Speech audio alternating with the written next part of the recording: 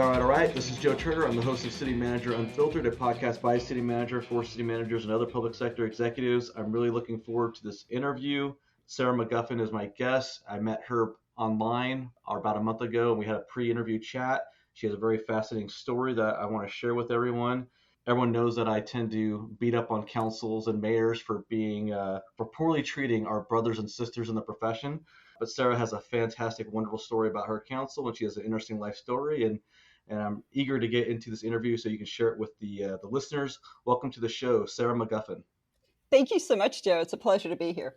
Absolutely, absolutely. So you are currently in your first town manager gig with the town of Amherst, Virginia.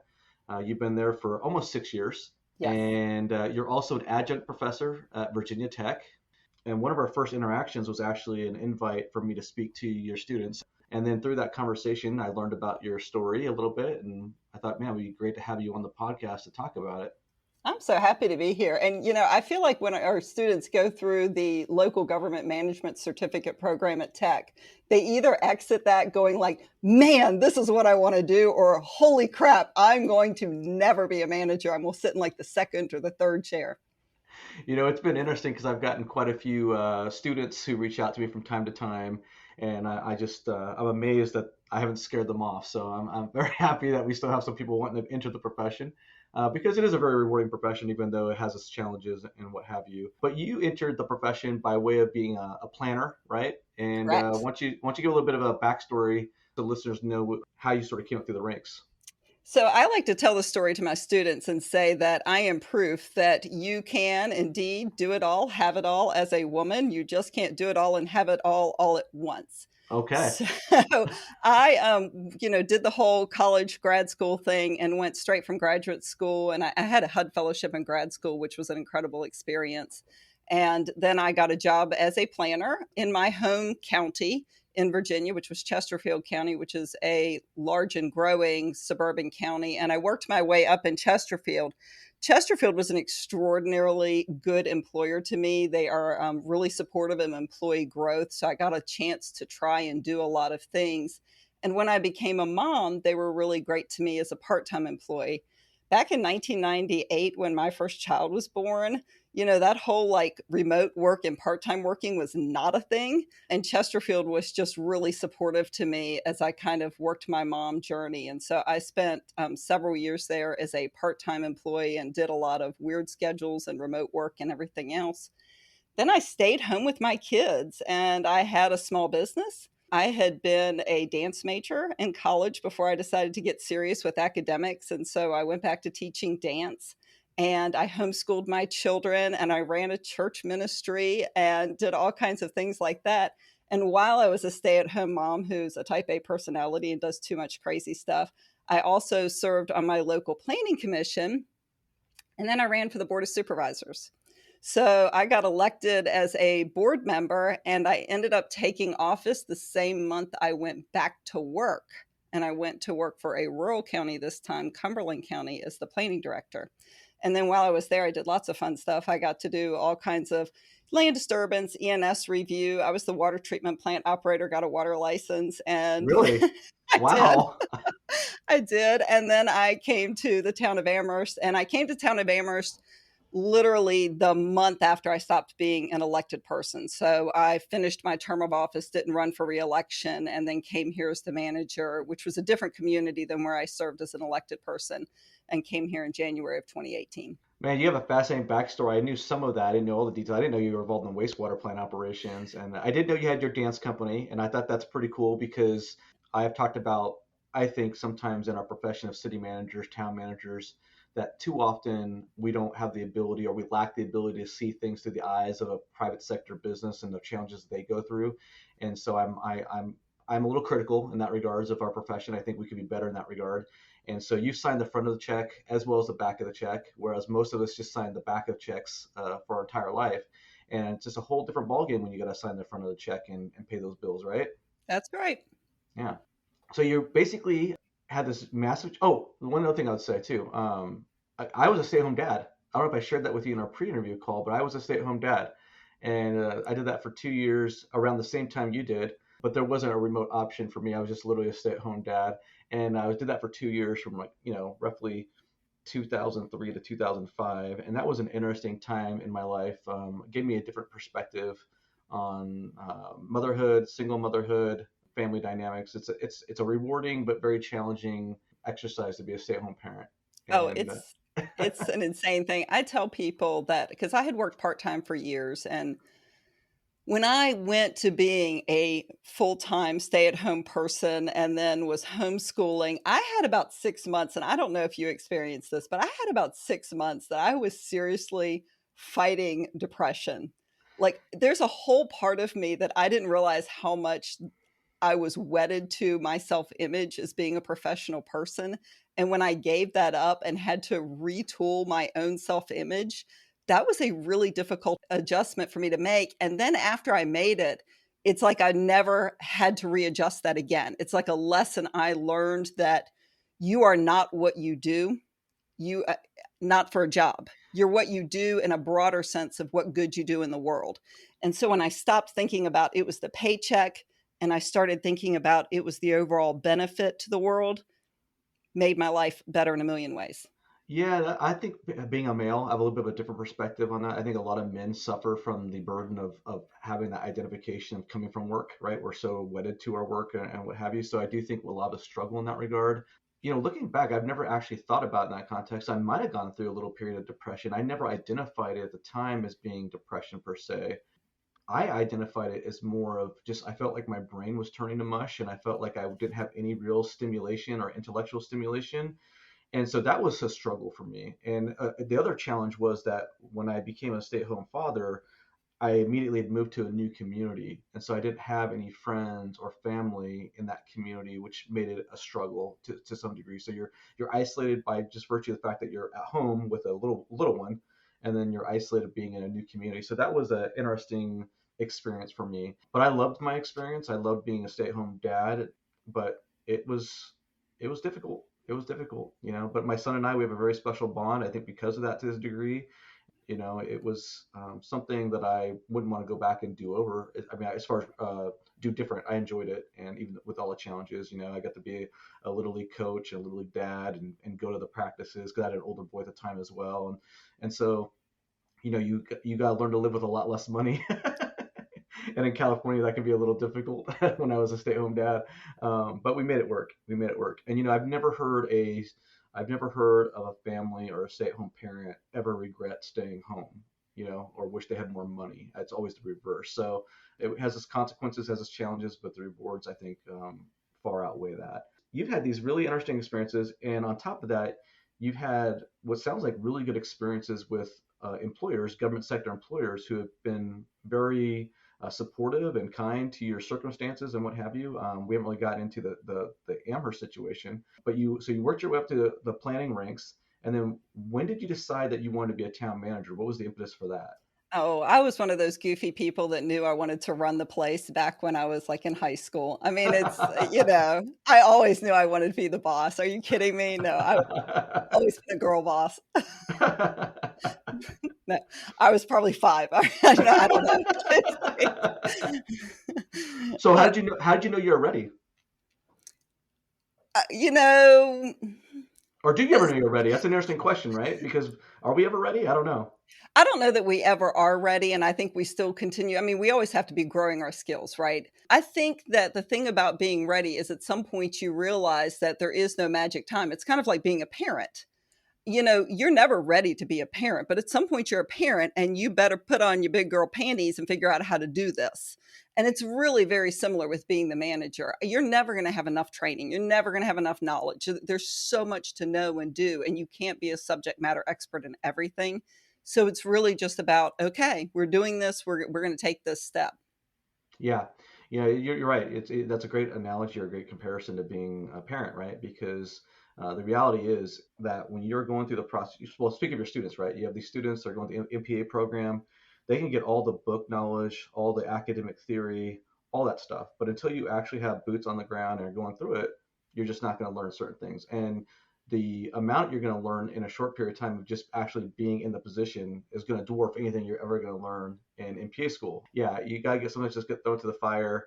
I think a lot of, and this is something I've touched on too before, Sarah, and I think you're a little bit different in that regard, is I do think that a lot of women tend to have imposter syndrome or sell themselves short or have self doubt, and they allow that to dictate or limit their opportunities or limit what they want to strive to accomplish because they have that fear or they have that self doubt and what have you. Do you agree with that assessment or I think that's a very real thing. I have the pleasure and honor of working with a good friend of mine. We have what's called the Virginia Women's Municipal Leadership Institute, and it is an offshoot of Virginia Women Leading Government, which is affiliated kind of very loosely through ICMA and whatnot, the Women Leading Government kind of chapters.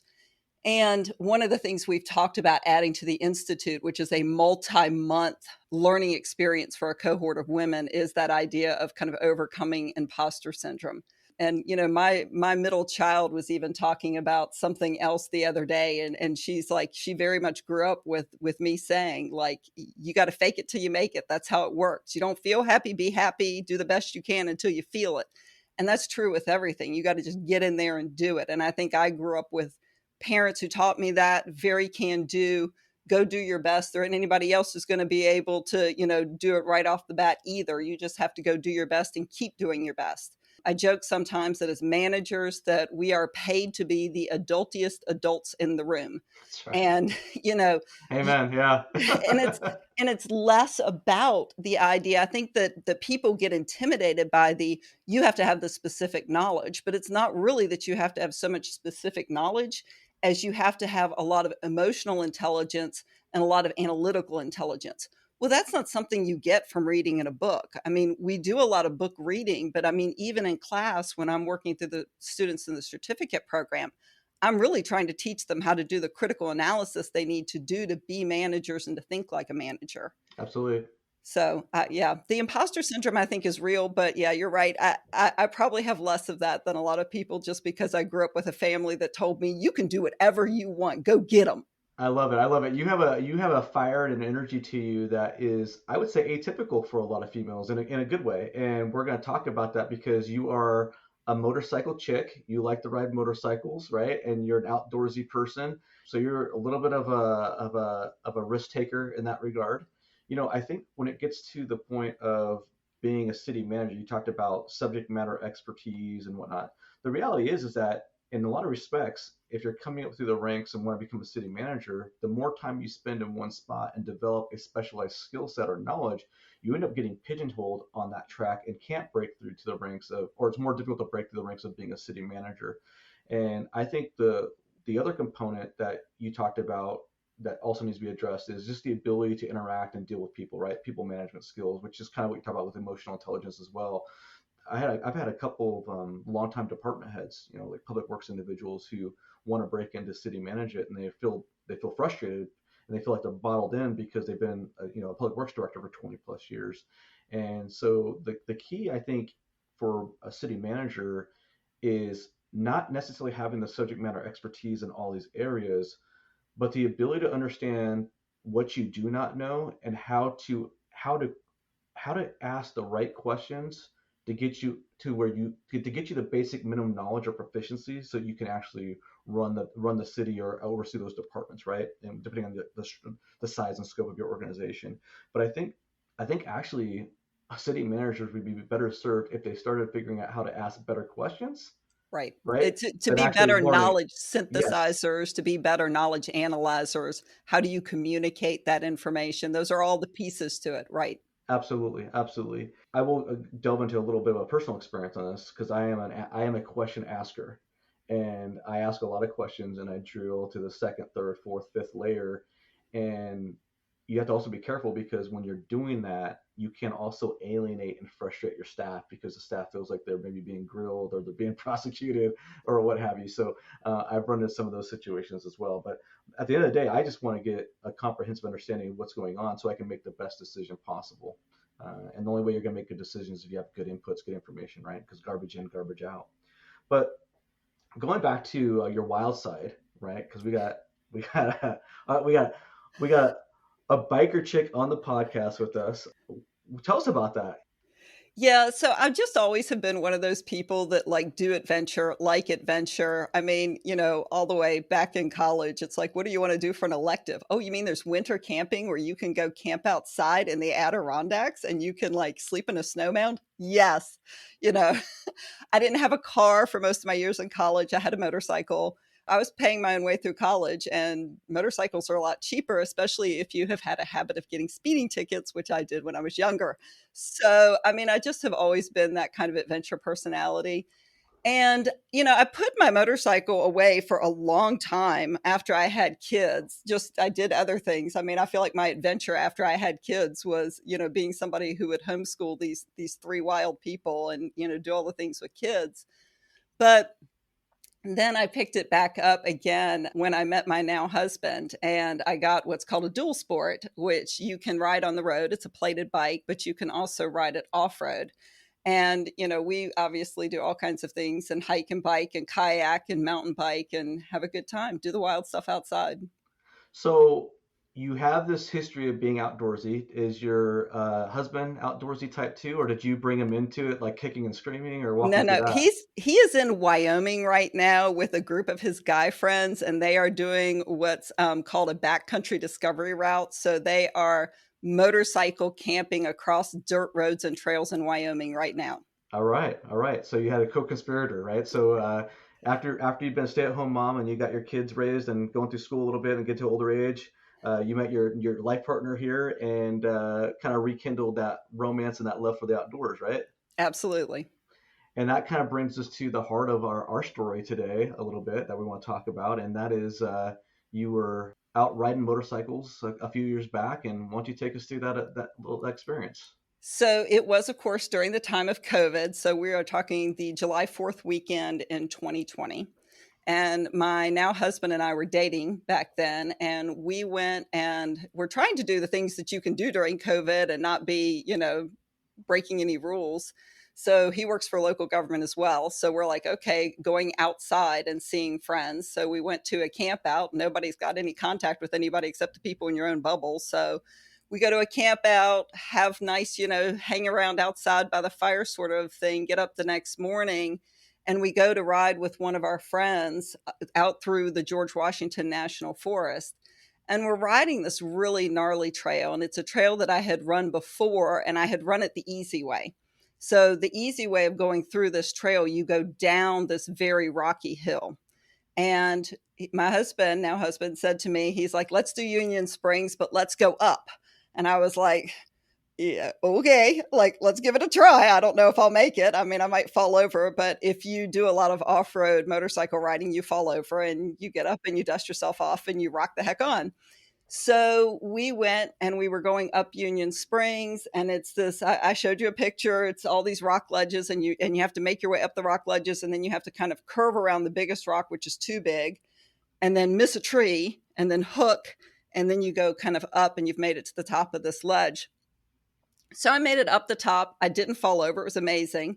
I was really proud of myself because I had looped around the tree, which is where I was absolutely convinced I was going to fall over, Well, and made it. you didn't fall off because you're a badass. That's why you didn't fall off. I mean, I we was might make it feeling it. clear. I was feeling it, man. More throttle. I mean, you just throttle it out. You can't go too slow, go faster.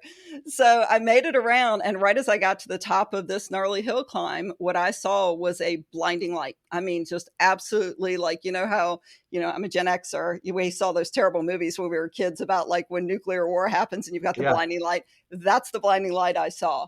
What I didn't know at that time was I have AFib, I have atrial fibrillation. Apparently, my blood pressure getting high, my heart rate amping up, doing this thing. I developed a clot in my heart. The clot shot up into my brain, and I had 4 major strokes and a minor stroke at that moment. So the clot broke into pieces in my brain, and I had major strokes. And so I didn't know that. My body apparently locked down doing what it was doing at the moment the strokes hit.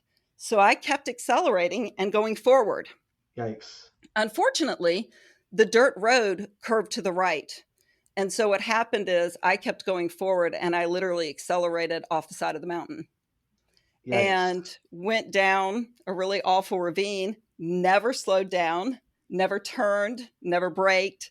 My husband says the moment he knew that something was just absolutely radically wrong was when I hit the tree, I never even put my arms up. There was no defensive put your arm up gesture. So I don't remember any of this. Wow. Like the first thing I remember the blinding light. And then the first thing I remember is picking myself up off the ground. Wait, you got up off the ground I after did. that? I got up off the ground and I stood up and I looked up the ravine at my husband and I called up to him and I said, "I'm broken. You have to get me out of here." At that point, Oh, so he goes and he flags down somebody. There had been a Jeep group that was behind us and they had seen us pass them. And he flags one of them down and says, "Can you take us down the mountain?" And so the guy's like, can "Absolutely." you And give the listener some context here? So how far are you out into the middle of nowhere? How far are you from civilization? Where's a hospital at? Where is an amp? I mean, break it down for us a little bit. it just so happens that my husband that day had put the GPS on his motorcycle, which is just by the grace of God, because he knew where he was going, but he just clipped it onto the bike. So he had his Garmin with him. And we were at the top of the mountain, and he happened to be able to get cell phone coverage. He got a call out to 911, and he was able to give them our coordinates because he had the GPS. They told him where he needed to come down to meet a paramedic. Like, we're going to send them up like on a gator to this point, and you need to come to this point. It took us in a Jeep an hour and 15 minutes to get to the point to meet the paramedic. Wait. Okay, so you are on this ravine and you go to this crash, right? Mm-hmm. And you're injured, but you have the adrenaline going through you too. I mean, are you able to walk or anything at this point? Like, how do you get? Does he get you back to the Jeep and then you guys go down, or does he take the Jeep by himself to go get help and then come back to get you? Like, No, I get in the, he helps me get up the ravine. wow. I put an arm over his shoulder. I knew I had broken some ribs and I knew I was really badly concussed. I did not know how serious my injuries were. So I was like not frightened that I was dying because I didn't know I was dying. I just thought that I was Wait a really. minute. You were literally dying? So in the final analysis, what we found out had happened is I broke 5 ribs and I collapsed my right lung at the same time, and I knew there was something going on. I couldn't breathe. I just kept feeling like I couldn't breathe. I literally like had him help me strip off every bit of my motorcycle gear because I couldn't breathe. But what the more serious injury was that I had crushed my liver. So they grade liver lacerations like 1 to 5. And I had a grade 3 laceration and a grade 4 laceration, and my liver was crushed. The way they explained it to me when I went back to see the trauma surgeon is he's like, you take a nice ripe peach and then you throw it as hard as you can against a wall, and that's your liver. So Yikes. I was bleeding out through my liver, and I didn't know that. Oof. So as we kept kind of going further, with the Jeep, they kept losing me more and more. Like I kept losing consciousness and losing consciousness. Again, I just thought it was the head injury, Yeah, yeah.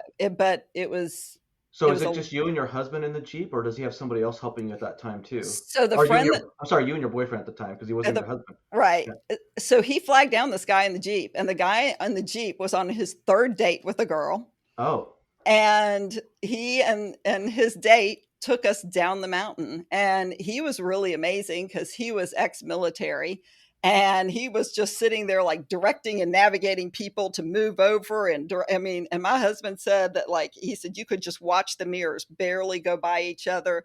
He'd be up on the side of ramping the Jeep up to get around people. He was just absolutely incredible.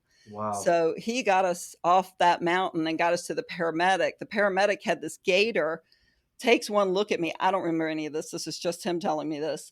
Takes one look at my belly and is like, could see the change in color because I was bleeding. And he was the one who said, we got to get you on the helicopter. And so they bundled me back in the Jeep because it was going to be faster instead of putting me on the gator, and had me go to where the helipad was. And then they put me on the helicopter. And then there was my husband, or now husband, then boyfriend. There he was. They flew me off in the helicopter. The Jeep had driven away already. And he's standing there with no motorcycle. Wait, he's left behind? Are you kidding? He just watches the helicopter go. And he's standing there. Okay. Oh man, you can laugh about it now, I guess, right? So, phone a friend. Hey, can you come get me? I'm at this rescue squad. That is incredible. So So how long from the accident to the actual helicopter liftoff? Did you have any idea how long that took? it was probably about an hour and a half. I will no more than that. I mean, it was yeah, hour and a half, hour and 45 minutes, and then the helicopter ride was 15 minutes to UVA. So you're on this helicopter. Are you? I assume you're unconscious at this point, basically, and you're by yourself. You have nobody on the helicopter with you except paramedics or whatnot, right? And then Hmm. you get to the hospital, right? Walk us through that whole thing. When do you wake up, or how do? I mean, I just So I this have is crazy. yeah, so apparently when I got to the hospital, I was in surgery for 6 hours. And the hospital contacted my mother, who was, that's because I wasn't married. So they contacted my mom and got permission for all the surgery and notified her that I was going to be having life saving surgery and who should come to the hospital kind of thing. My daughter and my niece converged on the hospital. My boyfriend was there. They kind of had to have a conversation about who are the people who get to be in the room because it was COVID. So you only had two Yeah. people Oh, for the I whole forgot about visit. that. That's right. Yeah, the Yes. whole time I was in the hospital, I could only have two visitors. So it was my daughter and my niece. Um, and they were the ones who held my power of attorney. So I was one of those, like, I'm a planner. Let's have all your life straight. So I had a will and a medical power of attorney and a general power of attorney. And so they were the ones who could handle everything. What's But your husband's name now? Dennis, Dennis. So the poor bastard, Dennis, he gets straight on the helipad. He makes it to the hospital, and he's like, "You're not one of the two, bud. Sorry." correct, correct. And you guys still got married, huh? We did. Yeah, and he did not hear from me for 5 days. Yikes. Yeah. And when he did hear from me 5 days in, he heard from me at 2 o'clock in the morning. Ah. Yeah. So Sarah, how old are your kids at this time now when you're in the hospital? So Grace was 20 and Megan was 24. Okay. And they were making all the decisions. They're badasses. You want to know what badass is? Your daughters are Badass. badasses. They are 24 and 20, and they are paying the bills, signing the insurance forms, making decisions about my medical outcomes. That's awesome. Yeah, That's awesome. You did good, Mom. You did good. I, they're pretty cool people. So you're in the hospital now, and I don't even know what to even ask next. I mean, this is such a surreal, crazy story. So, I mean, literally one day everything's fine, everything's normal, and then you wake up sort of in a hospital bed several days later, and your whole life has been turned upside down. I wake up in a hospital bed and I'm blind. Whew. So, I mean, that's from my perspective, that's the first thing I remember. Actually, I take it back. The very first memory I have at the hospital is waking up not being able to breathe. And I'm in a C collar and I can feel all the crap on my face in the tubes and I can't breathe. And I start trying to get stuff off of me. And then they knocked me out again. That's the first memory. The Okay. second memory is then when I woke up and I was like mentally competent enough that I wasn't trying to take anything off and I was blind. And I was being talked to by a nurse, and the nurse is trying to explain things to me. And it was a male nurse. He was absolutely wonderful, just the patient of a saint. And he's explaining to me at that point, they did know I had had the strokes. When I first got to the hospital, they didn't know I had strokes. They didn't know about those until almost like probably about 36 hours after I was in the That, hospital. that's right, Sarah. I mean, honestly, they just probably think it's a regular motorcycle injury accident, have no clue about the. Correct. Yeah. That's So when you first come in as a trauma, they do a CT from the top of your head down to your knees. So they did the CT and of course they see everything going on with my liver. They don't even deal with my head at that point. They see all the blood in my head and they see a bunch of stuff going on in the CT and they're going, she's massively concussed and there's something else going on, but we don't know what it is, but we have to deal with this liver or it's going to kill her. So I'm in surgery for 6 hours while they're dealing with this liver. And it isn't until well over 24 hours later that they're able to get me into the MRI and everything else to see that I've had these strokes. And so that was a surprise. I mean, they spent the first, 24 hours trying to figure out if I was going to live. And then it became then the question started becoming, okay, what is she going to be like she's going to live, what she's going to be like, What they and we what the don't quality of know. life going to be, right? Yeah. Right. So I mean, my kids literally walked through the is your mother going to live? Okay, your mother's going to live. We don't think she's ever going to live independently again. And then okay, well maybe she can live independently, but she's definitely not going to be able to like, go to the See, grocery store or or see, right? I mean, work you're or right. blind. Yeah. Right. So I was blind and apparently I talked like I was drunk all the time. So because the minor stroke was in my communication center, so I couldn't walk, and because I had major strokes in my balance center, I couldn't see, and I spoke unclearly. And I wake up and the nurse is explaining to me I can't see anything to like be able to find a call button. So he takes one of those little EKG, like the little things they stick on you that has Yeah. the little Yeah. metal piece on it, and he sticks that to the call button so I'll be able to find it. And so then they start working with me, just they're trying to address all of the stuff I've got going on with my liver. I mean, it was lots and lots of I had a lot of surgical procedures involving drains and taking liquid out and all kinds of stuff in my abdomen. And So Sarah, walk me through. I mean, like, what are your first thoughts when you come to be and you can't see, you just know you're in a really bad situation. Like, what goes? What do you mean? You're a town manager. You're a single mom. What? How do you even begin to process everything that's going on with you? And what was the what? Yeah, I mean, what were you thinking? I think that there is the grace of God where he doesn't let you think about everything all at once. I didn't think about any of that at the time. I Well, mean, when you first come to and I mean, I'd had so much trauma in my body, and you're just dealing with the very basic things of the pain, the can I breathe? I mean, my lung was still collapsed for, several days after the accident, and they're trying to get your lung to reinflate. And broken ribs hurt a lot, and then they want you to breathe a lot because they're trying to reinflate your lung, and you're just dealing with all of these things that are so immediate that you don't have any time to focus on the what's going to happen next. You really don't have time to focus on that. It's like Maslow's hierarchy of needs. yeah. You can't think about work when you can't breathe. So you're just focused on like this very microscopic set of things.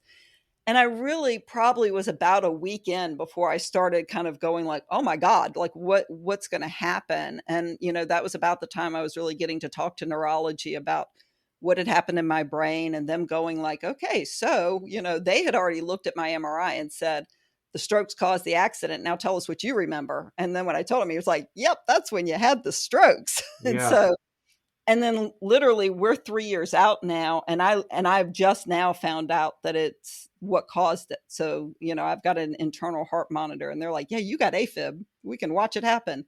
So, it just is what it is. But about a weekend is when I really started having conversations with my family, with the mayor, with doctors about what the future looked like. Okay. And it became clear everything the doctors were saying. And you have to understand the doctors look at you and they say, "You're not going back to work for 6 months." What they're putting in your paperwork is, "You're probably never going back to work." Like they were setting everything up for me to be permanently disabled Right. because that was what they saw the long term outcome being. But they Well, told me six that's months. So yeah. I was going 6 months, 6 months. And so Because that's them giving you the sort of the encouragement and the optimism for you to get through and push through, right? That's kind of like how that works, I guess. it is, and they don't wanna tell you you're never gonna be able to do things. Like, neurology would never tell me, "Oh, you're not gonna be able to jog again. Oh, you're not gonna be able to mountain bike. Oh, you're not gonna be able to see." Neurology would never say that. They just said, "The brain's really amazing, and you're gonna get a lot of healing in the first 3 months, and we're gonna see where you end up. Well, You're gonna get a lot of healing." there's been some studies that suggest though that the optimism, I don't know how you want to determine it or whatnot, you probably know more than I do, but that the body does respond well to those optimistic sort of gestures and whatnot, and that if you are told negative things, then it just sort of cements that into place, I guess. I mean, I've never been through a traumatic situation such as that. That's just a remarkable thing. But you have all these different competing interests, right? You have your professional obligations, you have you've been an adjunct professor, so obviously you have your professor obligations at this time. You have your family obligations, and you have this budding relationship with your boyfriend. Obviously, that's obviously got on the back burner, so to speak, as a result of this. But how do you tackle these things? How do you get lined up and go through? I mean, the first thing I'm thinking about, obviously, no matter what, as a male, is okay, how am I going to provide for myself and my family as a result of being in a hospital, hospital bills, all that, right? And then how am I going to put food on the table, right? So walk me through your sort of way you processed everything. Well, so it's July, and Grace, my then 20-year-old, was a college student, and I was paying for college. So, I mean, I'm sitting there having conversations with Megan, my niece, who's got the power of attorney. It's kind of fun. They fussed about this a lot to me. Megan is a nurse. Okay. She held the general power of attorney. Grace was a college student. She held the medical power of attorney. And they were like, why did you do it that way? And I said, because Megan understands everything and she would have made decisions faster than the rest of you could process them. So it needed to be this way. She could ask all the questions, but Grace had to make the decisions. Yeah. So, but I did get a lot of crap about that. But I mean, Megan and I were sitting there, and this is me handing her my phone and telling her what accounts she has to go to and where she needs to go on my phone and where we need to go to be able to transfer money to be able to get Grace's college bill paid for the next semester, and making sure, and it was wild. I mean, it's I can't you even are imagine. thinking about all of those things. I mean, you're really grateful that you put money away the way you're supposed to, because you're like, whew, okay, I can pay the college bill. We've got money in the bank to pay for at least a little while until we figure out what's next. I'm really fortunate through VRS. I had long-term disability. Is that the Virginia retirement system? It is. Thank Okay. you. Yep. I had I had like short-term disability kind of stuff. So that like immediately kicked in when the hospital did their stuff. So I was getting paid. So I didn't have the immediate kind of freak out about that. And that would go on for 6 months. That was written to run out that 6 month time period. So I was really not too worried about that immediate thing. I was much more worried about the long-term part. That's because you had been, I mean, you've been more responsible than a lot of us, more responsible than me, I guess I would even say, in having some of these preparations in place and these protection mechanisms so that you could focus on. I think that's a big lesson or big takeaway from this conversation is that a lot of us, including myself, I'll speak for myself, kind of maybe bury our head in the sand on some of the stuff that we're supposed to not be burying our head in the sand on because that's just humans being humans, right? Yeah, have a power of attorney, make your medical wishes known, have a will. That's a big life lesson. Because honestly, I mean, if you take my 4 kids, my 3 birth children, plus my niece who functions as my oldest child, and you take those 4 kids, they did it all. I mean, and they knew what they were supposed to do. Megan's doing her thing, Grace is doing hers. My son Dan went to stay with the youngest child. I mean, everybody stepped in exactly where they were supposed to be, and that was an amazing, beautiful thing. I'm not sure where to go with this conversation now. Do we talk about your council, the mayor? Should we talk about your physical health and recovery? Because what's fascinating to me is I'm going to share with the listeners now. When you and I had our pre-interview conversation over this video platform that I use for podcasting, I had no idea that you had been injured in such a way because you were maneuvering in the background and getting ready, and you seemed perfectly fine, or that you're blind. You seem perfectly like you could see just normal. So I think I want to tackle maybe the physical aspects first before we get into the council, because when I look at you through this video conference that we're on now, I would never guess in a million years that you had this accident or that you're blind or whatnot. Can you walk us through? Let's walk us through the recovery from blindness or the how that worked out. So, in terms of my sight, it did slowly come back. And it really took about, they said 3 months is when the big recovery comes. And that is how it worked out, is over about a 3 month period, my vision just incrementally improved. Did you believe Um, them? did I what? Did you believe them that it was going to come back in Of three? course I did. I'm the most optimistic person you're ever going to meet. Yes, of Yeah. course it's going to be back. Okay. And Dennis is the same way. He's like, you're going to be healed. You're going to be fine. Everything's going to be great. And so we're just, holding hands, singing la la la through the buttercups or whatever. I mean, it's just, I mean, great. Everything's going to be great. I So, wish I was recording a video chat of this because people could see how infectious your smile and laughter and optimism are, because you really are an incredibly optimistic, happy person. I mean, it just comes through. I think it's coming through in the podcast, but I wish people could actually see it. So, okay, so you're 100% blind in the hospital. and they're telling you that they think there's going to be some improvement, but obviously we don't know to what degree that improvement's going to be, right? Right. And that's, to link it back to kind of the work part, that's the conversation I'm having on a regular basis with like the mayor. Like we got a plan for me being gone for 6 months. I dictated an email to be sent out to the council that talked about this is where we're looking long term. This is what they're saying. The fact that they don't think I'll ever be fully sighted again, but we do think we need to plan for a 6 month absence. And I'm recommending you get an interim manager in. And it really was incredible to me that the mayor and I talked about every day. I mean, any time that I was up for talking, the mayor would check in and he'd be like, "How are you feeling?" And he really took the responsibility of informing the rest of council because my family was very concerned about me not overdoing because everything took a tremendous amount of energy. So they were really trying to keep down the number of people calling and texting and talking because I couldn't read the text anyway. But also just I'd be exhausted after a phone call. So by the time I left the hospital the first time, I did have to go back later. But when I left, by the time I left the first time, I was allowed to walk unassisted, which was Wait, a wait, so you have your eyesight back then, or walk us through that part? so I could see enough to navigate. I would say I could see enough to navigate by the time I left the hospital. Because I remember they let me walk unassisted in the hospital. In fact, they wanted me to walk because that's one of the things like, can we let you go home or do we need to send you to rehab? Okay. So they were having me actually walk. And I can remember leaving my room and I'm holding onto the rail on the side of the hallway Yes. Yep. and I got lost. Like I literally walked down the hall, and if you can't see, and the other part of it is because the strokes are in your occipital lobe, it's not just that you don't see. I've lost a tremendous amount of my visual processing. I don't have a sense of direction anymore. I used to be one of those people with a map in my head. It's gone. I have almost no sense of direction at all anymore because the visual processing is damaged. So you're like a normal woman now, right? Ta-ding! No! Oh, I'm gonna get Lord. banned and canceled by that, Sarah. No, no, no, no.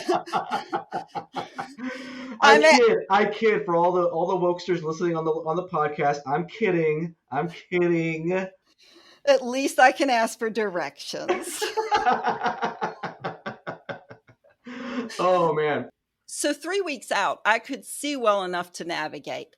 So I mean, I could walk places so I left my hospital room and I'm holding on to the side of the little rail on the side of the hallway and I make it down and then I totally lose track of where I am. And one of the nurses sees me and she's like, "What you doing?" And I'm like, "They told me to walk, but now I don't know where I am." And let me lead you back to your room. Um, and it's also the other part is it's really common if you have had this kind of visual loss to have hallucinations. So Oh, at the really? time, Okay. oh yeah, they're insane. So by the time I had gotten enough that like I was leaving the hospital, I had crazy hallucinations all the time. Are And these so are these hallucinations happening in your sleep or while you're Oh, awake? no, no, you're wide awake. You're wide awake for these great hallucinations. So I was having, it's called Charles Bonnet syndrome. So I was having a lot of hallucinations at the point that I was getting some of my eyesight back, but I couldn't see very well. And that's very disorienting because then not only are you dealing with what you can and cannot see, but you're also dealing with what's real and what's not. You're kind of joking around when you say it right now, but was it at times terrifying or no, or did you just sort of roll with the punches a little bit? So I'm gonna tell you a funny little story. Okay. Um, my daughter Grace is in the hospital with me, and this is at the point, and I know I'm having hallucinations. We've talked about the hallucinations. Like to me, if you watched Beauty and the Beast, you've got like the little dancing teapot and everything. Okay, I had like my little flower arrangements and stuff, and I'm like, oh, they're doing all kinds of cool stuff, right? My flower arrangements dance, my little teddy bear dance. I got all kinds of cool stuff going on. And Grace is just laughing at me because I'm like, okay, so outside the window, there's like a big metal object. And she's like, right. I'm like, what is it? And she's like, it's a crane. I said, anything unusual about the crane? And she was like, no. And I'm like, are you sure? And she said, yes. And I'm like, because there's a metal dude on that crane and he's waving at me. And she's like, okay, this is just proof that you are the most positive person on earth. She said, if I were having hallucinations, they would be like some kind of Friday the 13th horror story. There you go. And There you you've go. got Beauty and the Beast, Be My Guest flowers and a metal man waving at you. Like, Whatever, mom, you're fine. Oh man. So what's the state of your eyesight now? So I have about 30% of my vision. So the stroke in my right occipital lobe was kind of a catastrophic level stroke. I'm brain dead on my right occipital lobe. Like this was a brain killer. So what that means is all the processing that should happen there doesn't happen there anymore. And I have no left hemisphere vision in either eye. So my field of vision ends at the bridge of my nose. There's nothing to the left, it doesn't exist. Okay. I also had a major stroke in my left occipital lobe, so I have limited processing there. So the right hemisphere, I have a limited field of vision, and then I also have multiple black spots that exist within that field of vision. So I'd say about 30%. Are you allowed to drive? No, I'll never drive again. No, I'd kill somebody. Wow. Because I mean, literally, when I ride my bike to work, I can't see the cars going by me. Like I'm riding in the bike lane, those cars are invisible to me. I don't see those. So you're riding a bike to work? I actually ride a moped to work because you don't have to have a license for that. Like, you are a badass. Yeah. Sarah, so okay, we're laughing and we're having a good time and you look great and like you're phenomenal and all that, right? But this is a pretty traumatic, huge ordeal. Like you went from being this very independent, like go-getter, and you still have that. Thankfully, you still have that attitude, that mentality, or whatnot, right? But this has had a serious impact on your ability to live the life that as you previously understood it to be, right? What Absolutely. so what else does it impact your life? And The biggest thing that is an impact to me is that when I'm in places that I know well, as you pointed out, nobody knows that I don't see well. If I'm in a normal place to me, because again, it's not about my eyes, it's about my brain's visual processing capabilities. There's a lot that your memory can kind of work through. I okay. know this, I don't have to process it. So I don't have much problem in my office.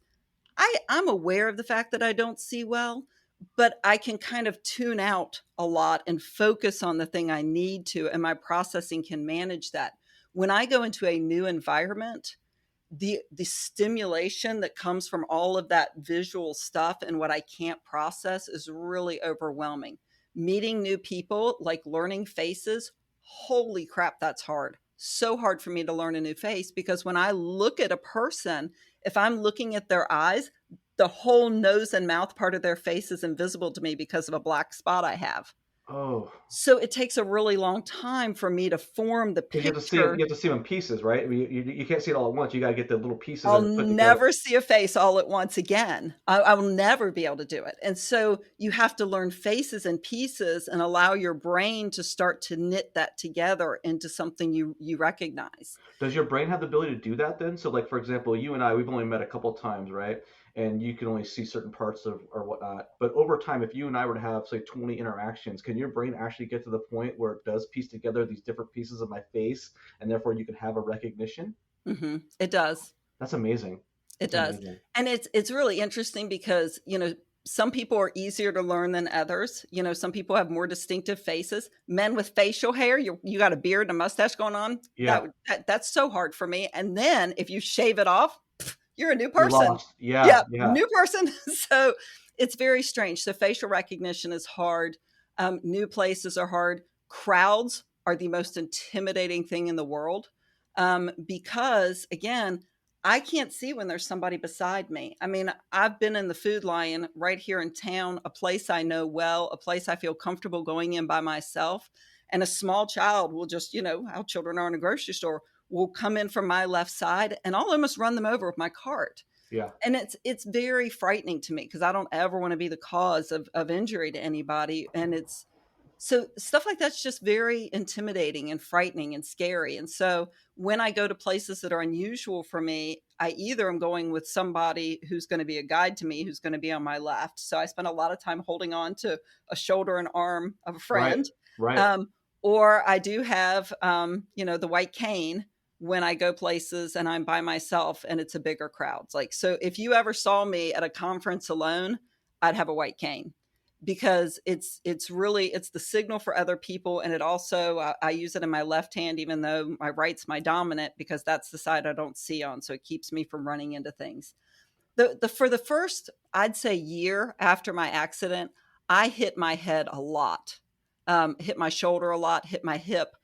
I just ran into things on my left side all the time, because you're not seeing it, and so you don't Right. clear a doorway, you don't clear a cabinet corner, you just run into stuff all the time. You just kind of constant bruises on the left side of your body. So it takes a long time to get used to, but once I get familiar with people and a place, I do function in a very normal way. People aren't aware of my visual impairment at all when they see me in places that I know. Yeah, I can attest to that. Just when I'm, like I said, when we did our pre-interview meeting a month ago, when I was watching you get ready on video and come up to the desk, like I would have never guessed in a million years that you had any issue whatsoever.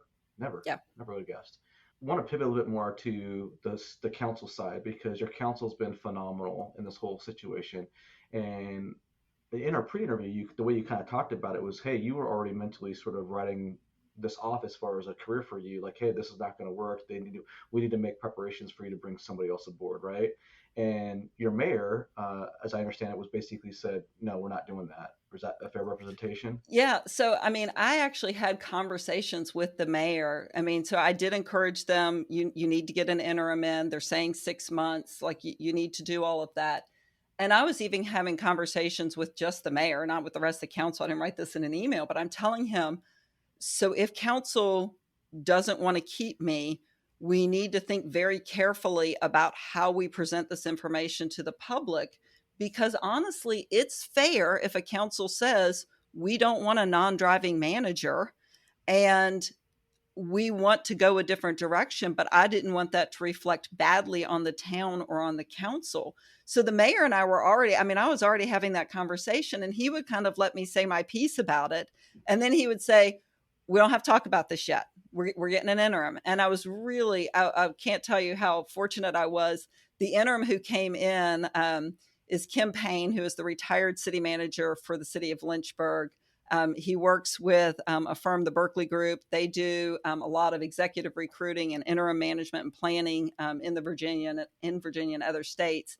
And he came in, he would not even sit at my desk. I mean, he went and sat at like the intern's desk while he was here. And pretty much once Kim got here, I talked most days to Kim on the phone and to the mayor on the phone. And they just always were very much like, Kim's here until Sarah comes back. Kim's here until Sarah comes back. And I went to the council. It was a little bit over 2 months after the strokes and the accident.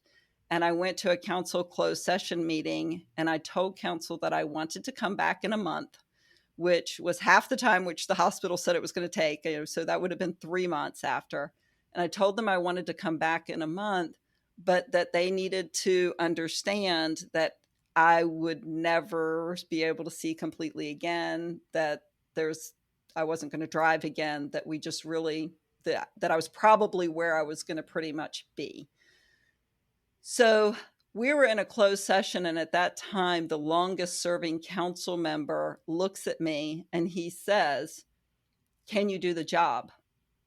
And I said, "Yes, sir, I believe I can. I think I'll be slower than I was. I think I'm going to have a lot more typos than I ever had before. I mean, I think there will be differences, but I do believe Yeah. I can do the job. I just think it's not going to be the same or as quick." And he looked at me and he said, "We can pay people to drive you." Oh, that's amazing. And that was the totality of the council's view. There was never, when I sat down in front of them and told them I wanted to come back, there was never a moment that council said, "We're not sure. Can we put it on a trial run?" That's Um, amazing. That's amazing. and when I came back, they told Kim they wanted him to keep working with me for a month because they didn't want me to overwork when I came back to work. They're like, "Kim, you have to make her go home. You can't let her work a full day." And Kim looked at them and said, "Y'all don't pay me enough for that. Like, I can't make her do anything. Like, good luck. Like, whatever." But he worked with me for, a month and helped me kind of get everything integrated back. And the thing is here I am. I mean, it's over 3 years. I've been a city manager or a town manager who's mostly blind for longer than I was a town manager who could was fully sighted. That's what I was just And gonna say, Sarah, because when this accident happened, for the audience that's listening, you gotta remember you're only 2.5 years in to your first ever manager gig, and you were also, what the audience doesn't know, you were also succeeding somebody who had been in the position for something like 23 years, right? Which those are big shoes to follow in and of itself, right, Sarah? So you come into this situation and you are not really battle tested. I think that's fair to say, right? Only a couple of years in. I'm not trying to denigrate your performance, but I mean, you've only been there for a couple of years, and this council's like, no, we're gonna ride with you. It's like the classic, ride or die. We're with you 100%. And if we're riding with you, we're just not gonna let you drive. We'll find someone else to drive. and they do. They drive me to conferences. Normally as a manager, like you take your governing body Absolutely. places and you Yeah. introduce them and you guide them around. No, no. They drive me. They make sure it's safe for me to cross the street in the city.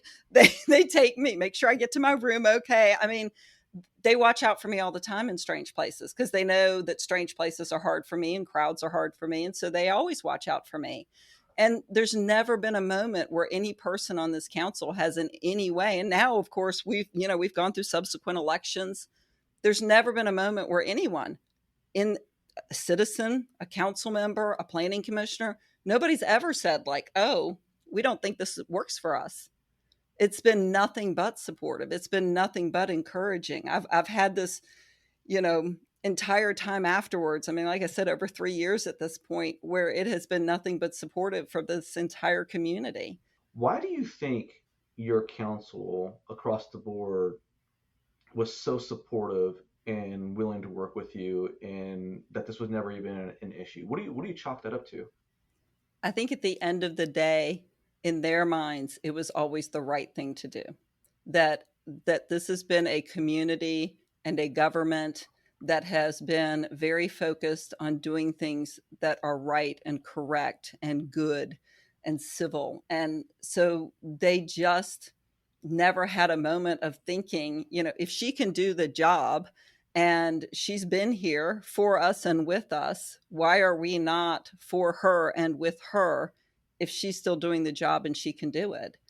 And that's just been the mindset and the attitude for the entire time. And I don't know what it is, the grace of God, if it is just, I'm just incredibly blessed and fortunate, and I just feel like this council and this community has just seen it as we're good. We're all still really good, and we're still functioning the way we're supposed to function, and we're treating each other the way we're supposed to be treated. And I, I'm very glad to be here. All right. So you had like two honeymoon periods, right? There's the first honeymoon period of when you get hired, right? We all know about the honeymoon period of when you get hired and whatnot, right? And then you have the honeymoon period of, getting back from your injury when everyone's very supportive and everyone's just happy that you're alive, let alone coming back to work, right? But that's been a few years now, right? So in the real world, there's gonna be times when people butt heads, even in your situation or whatnot. What has butting head looked like in your guys' dynamic? How do you work through these disagreements or anything like that? Because there's got to be times of friction. It can't just all be, hey, we love Sarah and we're all one big happy family. There's gonna be times when there's some friction, I would imagine, right? So how do you? What? You mean Yeah. they don't love me all the time? Are you kidding, Joe? What are you saying? How could it be? If my husband were on this podcast with us right now, he would go, "No, she's a princess. Of course, everybody loves her all the time. What are you talking about?" He would say she's not a badass motorcycle chick. He would say she's a badass motorcycle chick princess. Okay, all right, princess too. Right? He would say you have to have that in there because that's just part of the vibe. Oh So man. no, I mean there are definitely things that that I have disagreed with council members over. They've disagreed with me. One of the great things about having folks who want growth for themselves personally is that your relationship with them can grow. And I've been so fortunate to have so many council members who are focused on how can we be the best place we can be? How can we be the best council we can be? I've made them mad. I mean, there's been times, I mean, I've had council members say, "You made me really mad when you did that." And I'll be like, "I'm really sorry I made you mad because that wasn't the goal. So, let's talk about what we were trying to get at or why I said what I said." there are times that I haven't done my job exactly the way a council members wanted me to do my job. I get the great fortune of being the zoning administrator, which I came up through planning. I know how to be a zoning administrator. It's hard to have time to do it well when you're also the manager. So, I'm thinking about big water and sewer projects, and I'm thinking about the budget, and I'm thinking about all these other things. And by the way, I have to go tell people to take down those illegal signs, which nobody loves the person who tells them to take down the illegal sign. You get lots of comments on Facebook. Yes. So, I think those are some of the things that, I have irritated them. I have a council member who, literally a couple weeks ago said to me, like, you made me really mad when you, but said it to me in the privacy of my office. And then we had a conversation about it. And I had, cause we were Like actually, adults, like right, adults. right, right. And Yeah. this was part of, my evaluation. So each one of the council members were asked to have a time to give me my evaluation for them personally. And so we had a conversation about it. And then, another council member asked me, what do you think you're doing well? What do you think you're not doing well? And, I said the things I didn't think I was doing well. And the council member agreed with me, like, yeah, I think you do need to work on that. And not in a bad way, but just kind of the acknowledging of, this is what we need to do better. And, and the council member then followed that up with a really kind question, which was, as a council, are there things we can do to support you to help you do those things better? Right. And I said, honestly, no, because some things are just mine to do. And sometimes I just have to suck it up and find times on a Saturday or Sunday to come in here and get it done when the phone's not ringing. It just is what it is. I think that's such a great question or a great point that you made there, because I think oftentimes there are many, I don't want to say most or majority like that, but there are many councils out there, governing bodies out there that seem for whatever reason to want to have this antagonistic gotcha type relationship with their manager. And the reality is that we're all should be rowing in the same direction. We all should have our interests in line and trying to advance the community and whatnot. And so, you know, it takes a great amount of empathy and self-awareness for a council to say, hey, is there things that we could do better to help support our manager? Because there are things that governing bodies can do to help support their manager and make life easier for them. And there's 2 points that I wanted to come back to before I lost my train of thought on these. Is I beat up, not beat up, I harp all the time on the challenges that come with being a small town city manager or town manager, because you just talked about having zoning administrator. You have to wear so many different hats, and I might get criticized by some of those managers in larger communities, but I think in a lot of ways, you going through your injury and this medical event, this traumatic situation, was far more difficult to handle and come back to, and for an organization of your size to handle that dynamic, than it would be for a manager in a much larger organization who has professional department heads all up and down the chain of command, and who can basically do a lot of the heavy lifting. But when you are a city manager or town manager in a town of 2,500 people or so, that's not always the case. Is that fair? Oh, it was crazy because, the finance director before Kim got here as the interim, our town treasurer slash finance director slash office manager, everybody wearing all the hats, IT Right. support, she's calling me because there's people who have zoning certificates they need signed off on so they can get a building permit. And she's calling me up and she's like, I'm in the hospital. I'm Yeah. so sorry to bother you. But literally, somebody is trying to do a shed or a building addition and they can't do it because they need this paper signed. And can I sign it on your behalf? And have you seen this and talked to this person? And And life does. fortunately, all three of the people that had come in at that point before Kim got here were all people that I had already talked to. So I was literally able to tell her, does it look like this? Does it look like that? And she was like, yep, yep, sign it and move them along. Yeah. But that was a very hard thing for that interim time period before we had a professional manager come in. The mayor was in here every day answering phone calls and dealing with citizen complaints. Yeah, I yeah. mean, I think that's the thing, Sarah. It's like, and we talk about for small town managers too. It's like, you know what? Just because you got sick or got injured or had a medical event, life doesn't stop, right? The world doesn't stop for you, right? It doesn't stop for everybody else. You go on vacation, the world doesn't stop. It's just, it's very difficult, a very challenging occupation, very rewarding, obviously. But man, I just wanted to highlight those challenges because I know being a small town manager that you are basically asked to almost weigh in on so many decisions and so many things that would never even cross a city manager's desk in a much larger organization. So, so before I had my accident and the strokes, I used to update the mayor comes in once a week and we have a meeting and I update him on we talk about what's coming up on the agenda or what's happening and whatnot. And so functionally, there are lots of things that I do that other the department directors know about. So the treasurer knows about things, and the police chief knows about things, and the plants director, and so the maintenance foreman. So there's lots of things that they know. So that if something happens to me, somebody knows it. But I used to weekly have like a list that I would have for the mayor. And I used to always say to him, okay, here's the things you need to know in case I get hit by a bus. Ha And ha then, ha. right? Ha ha and, ha. and then, of course, this thing happens, and the man's in here for weeks, like every day dealing with the stuff, right? And I come back, and he looks at me and he said, I'm telling you, I'm finding that damn bus driver. Well, the bus driver's inside your body, unfortunately. That's the Right? problem. He's like, I'm after that guy. Yeah, yeah. Yeah, You so know, I mean, that was a big deal, and that was why it was so important for them to get somebody in here. But I mean, everybody had to pull a whole lot of weight to manage all these little pieces that were not anybody else's job. so this is kind of a personal question. I might be putting you on the spot here, Sarah, but a minute ago you talked about council feedback and some of your shortcomings and whatnot, right? And I'm not trying to give you an out or an excuse. I'm just legitimately curious. Can you chalk up some of these shortcomings that were highlighted in the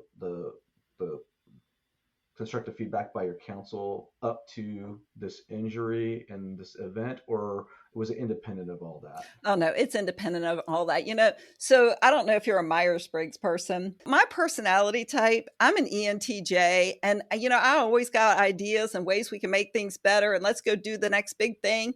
And sometimes the things when I don't have that phone, because I got all the phone calls and I got all the emails, and I'm always on to the next thing and the next thing and the next thing. And what really tends to fall behind are the things that don't have deadlines. Yeah. And so we're working on a comprehensive plan redo, and that thing has been waiting for me to sit down with it for about a solid week, because I need about a solid week to pay attention to it. And it's been waiting for me to do that for months. That has nothing to do with my strokes. That just has to do with the phone's always ringing and the emails are always That's coming. And easy to push it off to the side, right? Because it's just not it pressing. doesn't It's have a deadline. yeah, yeah. I need a deadline. So, right, if it doesn't have a deadline, it just floats out there in the ether, just waiting, just waiting. You seem to be very happy and content with where you are. That seem to have a fantastic relationship. But we all know that this business can be very temporary at times, or very volatile. Do you have a desire to go anywhere, any other point, or do you see yourself retiring here if they will have you?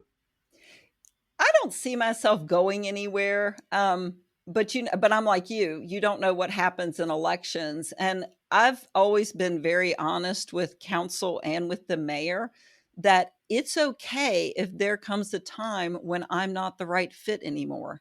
Yeah, I think we have to acknowledge that that's a real thing that can happen, and that there can be a graceful way to handle that that does not create damage for the council, the manager, or the community.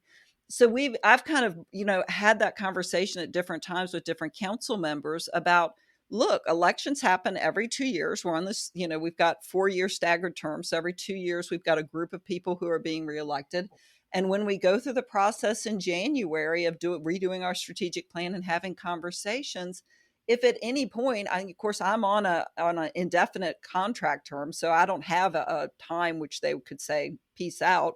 Right. um, but if we got to the point where y'all said, you're not the direction we want right now, we really want somebody with an engineering background, or we really want somebody who's going to focus on downtown redevelopment, we're not convinced that you've been the leader we wanted in this regard, or whatever, then I think that's the time you say, okay, let's talk about what that looks like for you and for me. And how do we as a group agree to do this in a way that creates no harm? And I think you can have that conversation.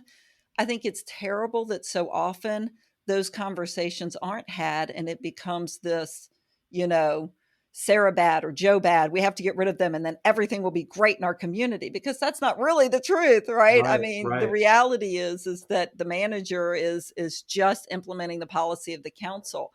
I am very thankful that I work in a community that, and I do think one of the reasons why everything is the way it is in Amherst is we have a really great charter.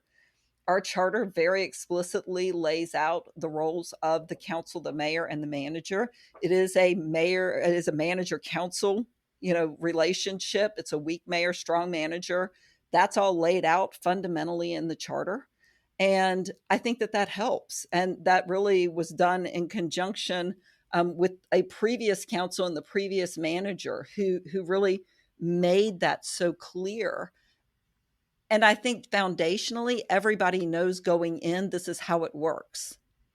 I Yeah. think it's harder when you go into a place where that's not clear in your charter or in, the code that governs your governing body. Right, right, right. It's really refreshing to hear how you and your individual members of the council can have these grown up, adult, mature conversations, right? And I don't mean that in a facetious or sarcastic way. I mean, literally, it's like I feel like we've kind of lost that a little bit in local government. I'm not sure why. But, it's almost like if I'm reading you correctly, what you just said a minute ago was like, hey, I'm giving you permission to break up with me if the time comes, right? Because maybe there, and I would imagine there might be some weird feelings about it given your situation and what have you. I don't know, but I think that's a really mature thing on your part to say, hey, it's okay to break up with me if we decide that it's not working. You know what I mean? But it doesn't sound like you want to break up, obviously. But I don't know why we've lost that ability to have these conversations, these open and candid conversations between the governing body and public sector managers. I know you obviously you're a professor and you teach classes and whatnot, but do you have any thoughts on why we're lacking that ability, or are we? And maybe we're just highlighting all the negatives because it just becomes a news story. But I I don't know. I think there's several things at play. I think number one, it, the impact of social media and the news cycle cannot be understated. So all you hear about is the negative. Right, I know so many managers who have great relationships with their councils, and I know so many communities where things are going really well, but all you're ever going to hear about in the news cycle is the negative. I mean, if you look up my community, and I can tell you how great things are going here, and if you look up my community and you look at the top 10 news stories, it's likely to be the negative things. right, And you can find things that have happened negative in the past. I mean, I can tell you things that have happened negative since I've been here. I mean, it's not that everything's been perfect. But the thing is that the news cycle just spends so much time highlighting that. And then I think that the other part of that is that social media just becomes this place where people put just all the snarky little things that create an energy that if people start playing into it in your community becomes really difficult to overcome that energy. And so as much as, you try to have a positive energy, if all that snarky stuff starts really overcoming the good side on social media, everybody's opinion becomes negative. And the sad thing is the manager, I don't think there's a daggone thing you can do about that. I mean, I don't say a lot on social media. If I see a specific question, I'll go answer the specific question. I don't ever get involved in back and forth. I'll just be like, here's the answer, yeah, and yeah, then I kind of peace out. But I think that's really hard to control. And then I think that those same dynamics hit us as managers. I think it's really easy for us to point to governing bodies and say governing bodies are doing a bad job at this. But a lot of times as managers, we get sucked into the same dynamics. And I think we have to also hold ourselves accountable to, are we really treating these governing body members the way they need to be treated? And again, I've been a member of the governing body. I that's know right. what it's like to sit on that side of the table and to get the pressures you get from people. And so I think sometimes as managers, we overassume what members of the governing body know going in. And so we treat them as though they should know how to act or they should know how this works. They don't. Most people who get elected to the governing body have no idea how this works when they get in. They know they want to help their community. They know they want to make things better. They don't know how it works. Great And the point. most amazing thing we can do as a manager is essentially metaphorically to take that new member by the hand and help them become a really good member of the governing body, and then and have them understand what they can do, what they can't do, how to make the place better. And when you see that transformation come from somebody who maybe got elected because they were pissed off about this one thing, Yes, and then they become a member who is engaged in the community and making it better and helping stuff to work better, that's like the most beautiful thing you can see as a manager. And again, I know a lot of managers who can tell those stories. I have somebody who is a friend of mine who is a manager in another town in Virginia who I don't know why, after being a manager for 20 some years, this man decided he was going to go get his local government certificate. But he was in my class. He says I'm a very hard grader. I don't think so, but whatever. Um, I've been told that before. And he has one of his governing body members who, when they got elected, they got on there for the sole purpose of seeing him fired. Yes. They've been Yep. on the governing body for years now. They're his biggest advocate. What Oh, a that's what a awesome. victory. What Yeah. a victory to be able to point to the fact of we are able to develop those relationships where now people understand what we do, they understand what they do, they understand how this is supposed to work, and they become an advocate for the community, for the town, for the overall governance structure. And that's, I think, sometimes as managers, the failing that we have is really understanding where they're starting from. That's a great point. Very astute observation. I think that's very fair. I do think there's blame on both sides, right, of the council manager equation for sure. And I do think that sometimes we get kind of locked into we're doing this every day. We know the ins and outs of it. That we expect other people to sort of be up to speed with us, and that's not reality. It's not reality. I wasn't planning on asking this question because you kind of went to an area that I wasn't really prepared for, but been recently having some good conversations on LinkedIn and whatnot about social media and how toxic it is. I've kind of reached the point where I think Facebook is actually more negative than positive for most communities. And I think we should honestly start having conversations about whether or not cities should even have Facebook pages because I think we fall for the saccharine, empty calories snack candy of being able to push out a message really quickly and it's easy. But I just think it breeds so much toxicity and negativity and allows for so much ignorance to be spread. I'm just not sure it's the juice is really worth the squeeze at this point. Do you have any thoughts on that? It's almost taboo to even say that to a lot of places, but So I still think that in most cases it's great to have. I mean, we don't have lots of social media channels just because we don't have the staff to do it in a meaningful way. right, Um, I still find Facebook a really great way to get out information. I think the key that I would say, and this comes along with one of my other big kind of things that I talk about in class, is how do you put out information? What is the appropriate venue for that information? And kind of making sure you remember your brand and what that right venue is. Because I don't ever, ever, ever foresee recommending that the town use Facebook to change minds. It's not the right venue. And as soon as we start to try to get engaged in marketing, promotional kind of, isn't this great? That's when we're going to get involved in that back and forth. This is good. This is bad. This is good. This is stop. But if you're just really using it to say, here's an FYI, want you to know about this. We're looking for your input. Here's a survey. We have a water issue and we want you to know about that. We're getting this park property and we want feedback. If you're really just pushing out information and not putting out marketing, no, I hear I, you. I hear you. I think it works better. So And you'd make the argument that Facebook is being overused by most local governments, probably. I think a lot of local governments are trying to use social media to push out a particular like positive vibe, or we're trying to say something's great.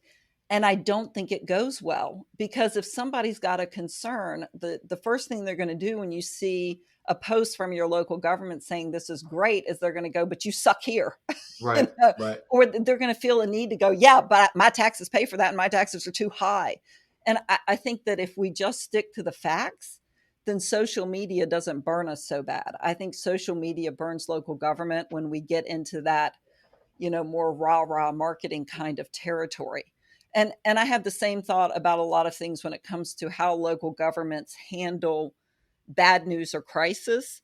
I think a lot of times, again, you have to give people the information they need, and then you have to shut up. If an apology is warranted, you make the apology. If it's not warranted, you don't make it, and you just give the facts, and then you keep your mouth shut. And I just think people struggle with that, and managers struggle with that. Managers have a really hard time keeping their mouth closed when they feel like people are being unfair to them or to how things are. But it doesn't help when we get into a back and forth. Yeah, yeah. You've been through a lot, Sarah. This is kind of again maybe a personal question. I don't know if you feel comfortable answering or not, but I'm going to give you the opportunity. How much does your faith play into everything that's going on here with your infectious optimism, getting through this recovery and what have you? You've gone through a lot. It's been through. I mean, a lot of other people wouldn't be as so happy and full of life, and you're an amazing person, and I don't just say that just to say it. I literally mean it. I mean, it comes through loud and clear. Do you want to talk about your faith and what it means to you? So my faith is really big. It's a big, big faith. And when I went for my second interview here, and they had narrowed the field down to 3 candidates, it turns out that of the 3 candidates, I was the least experienced of the 3. I was the only female. And after council talked to me, that I was their choice. That was it. I mean, I literally got the phone call like 5 minutes after I walked in the door. I lived 25 minutes away from here, and I got the phone call 5 minutes after I walked in the door after the second interview, kind of That's thing. always a good sign. When you get a call the same day you interview, that's usually a good sign. And it was like, when can we set up the meeting to like negotiate your contract? So, but at the end of the meeting, you know how they always at the end of the interview, they're like, so is there anything you want to tell us about you? And I'm like, okay, there's 2 things I need y'all to know. And this is these are things that are just fit things that are about me, that if they don't fit with the culture of your organization, then I'm not a great fit for you. So I want you to know these 2 things. And if they're not good for you, then that's okay. I'm just not the right person. And I knew my predecessor, like I was in the same region. So I knew my predecessor, and very, very different personality. Like, I mean, just he's an engineer, and he's like a Say no typical more. engineer. And I mean, I respect the heck out of Jack, but we're very different personality types. And so I really wanted them to understand. And so I said, okay, first, I need you to understand that when I'm in the building, like, you're going to know I talk loud, I laugh loud, I'm going to be barefoot, like skipping down the halls. Like, it's just the way it is. I mean, I'm not a quiet person. I'm never going to be a quiet person. Like, everybody I know says that when they can't find me in a big space, they just wait. Yeah. There she is. Got her.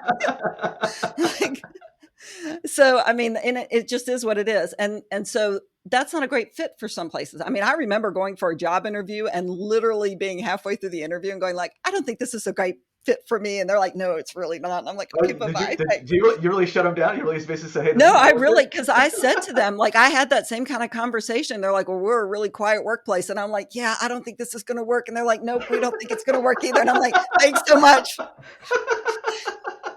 The self awareness is awesome. But that's I please don't lose your train of thought. But I want a quick hit on this one. I think oftentimes I've talked about this before. When city managers are applying for jobs, I think too often we're just trying to get the job, and we're not trying to get the right job that's the right fit for us, right? And I think there's nothing wrong with being in a job interview and saying, you know what, this is not really working out. This is not I'm not feeling it, right? And ejecting, because at the end of the day, it's not about getting the job. It's about being in the right place that's going to be supportive and conducive for your professional development, for your family, so forth and so on. So I think it's very rare for somebody to self-select out of a job in the middle of an interview. So kudos to you, because that's the right move to make, right?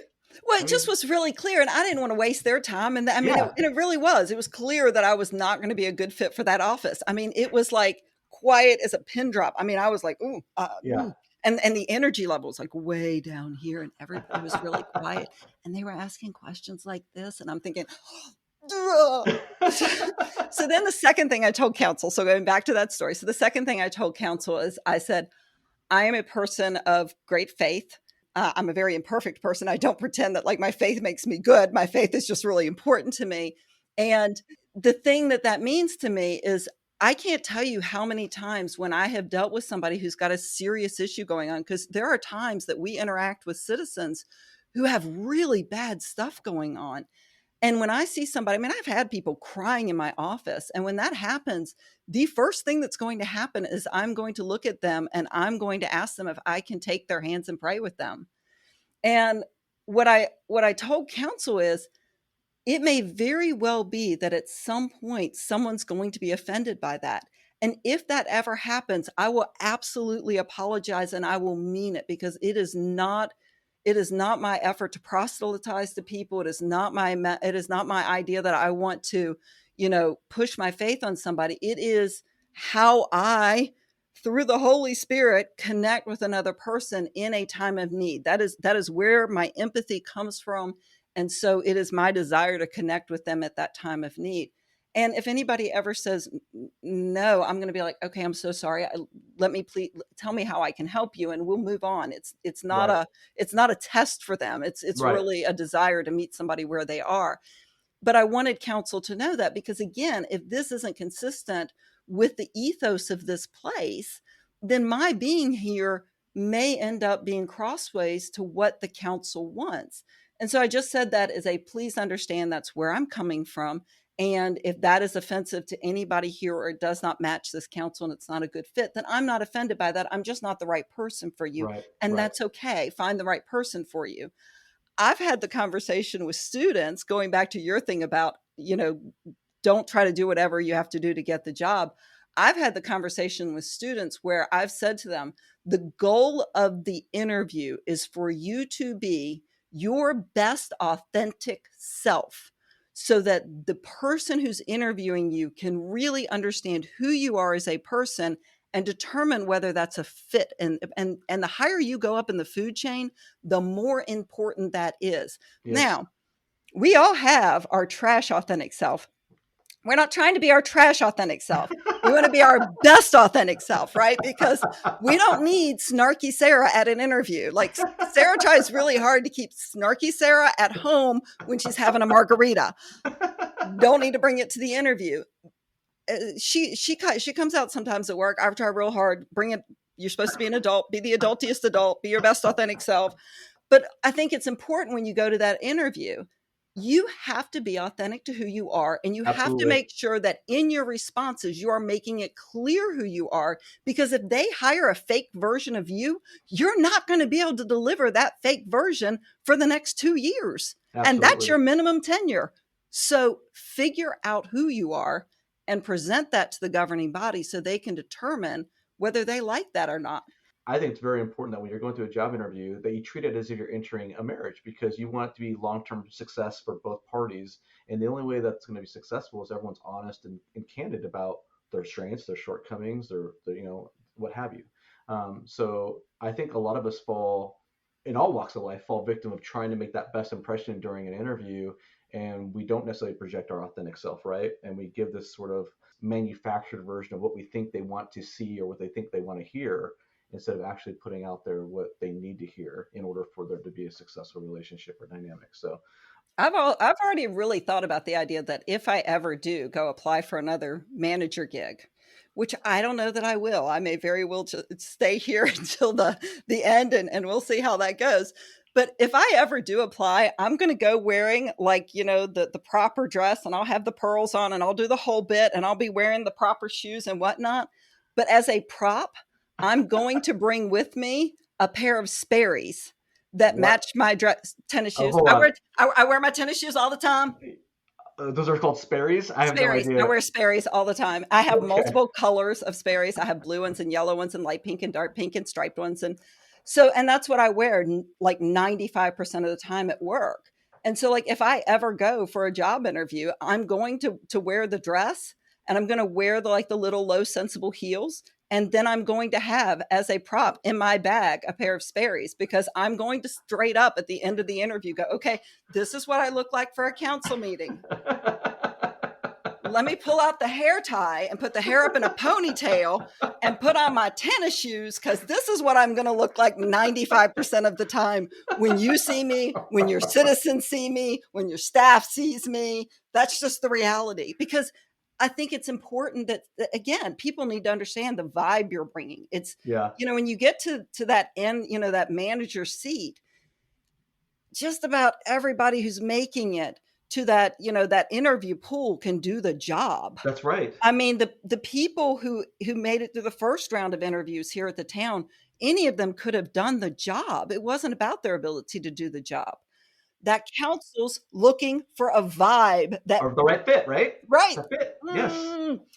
And what they wanted, and again, no criticism to my predecessor because my predecessor left this town in a place that was way, way, way better than he found it.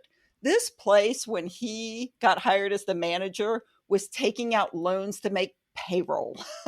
And Ah, he left it with a fund balance of like something like 75% of a year's budget in each fund. yeah. Like grant projects, like all kinds of stuff going and happening. I mean, he did an amazing job as a manager.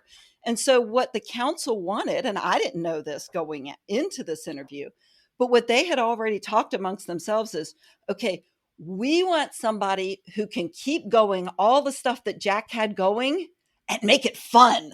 Yeah. Yeah. I get it. That's right. I'm your girl. Sarah, I've talked to a buddy of mine because I've talked to a few people on this. Some of my peers when they're going through job hunts and they come up short, they make it to the finalist round and they might not get the offer. And I say, you got to understand when you make it to the finalist round, you've won. At that point in time, if they reject you, it's not about you. It's not about your resume. It's just about whether or not you're the right fit or not. And you can't take it personally. And you can't get depressed just because you get a job offer. And I think you hit the nail on the head. It's about the right fit. And the interesting thing too is, another thing that we don't really talk enough about is oftentimes the council wants to go in a completely different direction than the predecessor, right? So if you think that you got to be the predecessor, sometimes you got to think again because sometimes they just want to mix things up and do something a little bit differently. Right. If I had come in here all buttoned up trying to like be the same as my predecessor, they would have passed on me. Yeah. But I didn't. I came in being me. There you And they go. went, hey. Well, I got to tell you, Sarah, I love you. I think you're a fantastic person. I can't wait to meet you in person at some point. I don't know when that might be, but you are just a ball of fire. And uh, you're just an impressive person with an impressive story. And I'm so glad to have you on. You're going to be my first actual female interview for this Whoop, podcast. whoop, whoop. Yeah. Yeah. So, yeah, so I can't think of a better interview to have for the first woman on the podcast here. And man, you just have an amazing story, a fun person, and I'm just so happy for you. And also, I want to praise your council, your governing body, for being so supportive and working with you through a very difficult time. I think they deserve all the credit in the world. That's just what an amazing story. And so that's why I really wanted to have you on here for all these various reasons, your interesting story, as well as giving some kudos to a governing body that does it right for a change, right? Can't always They're beat them up. I gotta be fair. I gotta give equal time to the good guys. they're pretty great. They Yeah. have been good to me, and they've been good to their employees, and it's a wonderful place to work, and I'm very blessed. Awesome. Awesome. Do you have any other final words or comments before we bid adieu to this interview? Thank you, Joe, for what you are doing and for, saying the things that need to be said. I don't always agree with you because there are some things you write that I'm like, ooh, I Yeah. don't love that one, but Yeah. Yeah. I appreciate you being out there and talking about the issues that are hard to talk about. So it's a good thing. More talking is what is needed. More conversation, more communication. So open and honest and transparent is what we need. And I thank you for your part in delivering it. Oh, thank you so much. I really appreciate that. And I'll say it again. I've said it before. I don't necessarily want everyone to agree with me. I want to have very interesting conversations and talk about stuff. And so I appreciate some things that I find really frustrating in today's discourse is it seems to be that if you don't agree with someone, they're the enemy or they're the bad guy, and we can't have discussions about nuances or the shades of gray in between the blacks and the white. And I think I think our profession would be better served if we had some more honest conversations about some of these difficult topics. And I know I rub some people the wrong way with some things, and I will leave it at that. But I do appreciate your time. You're wonderful. I really hope to get to cross paths and meet with you one day. And thank you so much for being on the show. I hope we get to meet too. Thank you so much for having me. I appreciate it. Thank you so much. I'm Joe Turner. This is the City Manager Unfiltered podcast, a podcast by a city manager for city managers and other public sector executives. Thank you so much for listening today, and please hit that subscribe button. Catch you next time.